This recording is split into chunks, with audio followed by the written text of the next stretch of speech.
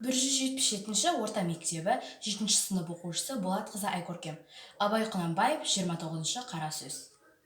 Біздің қазақ халқының мақалдарының көбінің іске татырлығы да бар, іске татымақ түгіл, не құдайшылыққа, не адамшылыққа жарамайтұғыны да бар.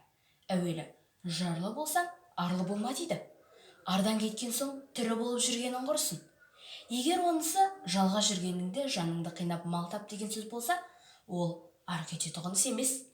Тыныш жатып, көзін сатып, біреуден тіленбей, жанын қарманып, адал еңбекпен мал іздеген арлы адамның ісі емес пе? Қалауын тапса қаржыны да, сұрауын тапса адам баласының бермейтіні жоқ дейді. Ең барып тұрған Құдай ұрған сөз осы.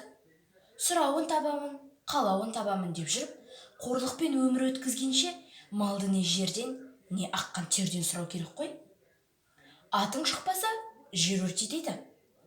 Жер өртеп шығарған аттың не сұмырат? 100 күн атан болғанша, бір күн бура бол дейді.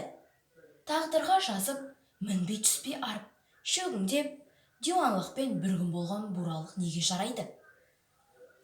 Алтын көрсе періште жолдан таяды дейді. Періштеден садаға кеткір-ай.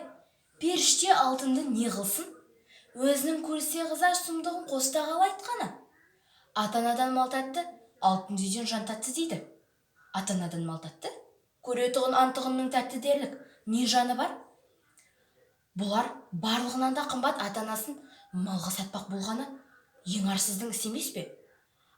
Ата-ана шамасы келгенше мехнаттап, мал жинаса, дүниелік жиса да, артыма балаларыма қалсын дейді. Ол ата-анасын малға сатпақ болғаны Құдайға дұшпандық емес пе? Осындай білместікпен айтылған сөздер үшін бек сақ болу керек.